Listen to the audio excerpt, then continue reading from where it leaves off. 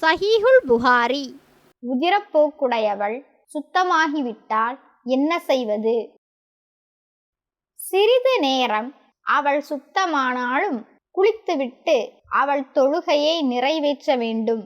மிக பெரிய விஷயமான தொழுகையையே அவள் நிறைவேற்றலாம் எனும்போது அவளுடன் கணவன் தாம்பத்திய உறவு கொள்வதில் தவறில்லை என இப்னு அப்பாஸ் ரலியல்லாஹு அன்ஹு கூறியுள்ளார்கள்.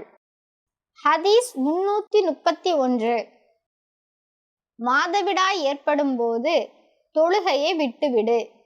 மாதவிடாய் காலம் கழிந்ததும் இரத்தத்தை சுத்தம் செய்துவிட்டு தொழுதுகொள் என்று நபி ஸல்லல்லாஹு அலைஹி வஸல்லம் அவர்கள் கூறினார்கள் என ஆயிஷா ரலியல்லாஹு அன்ஹு அறிவித்தார்.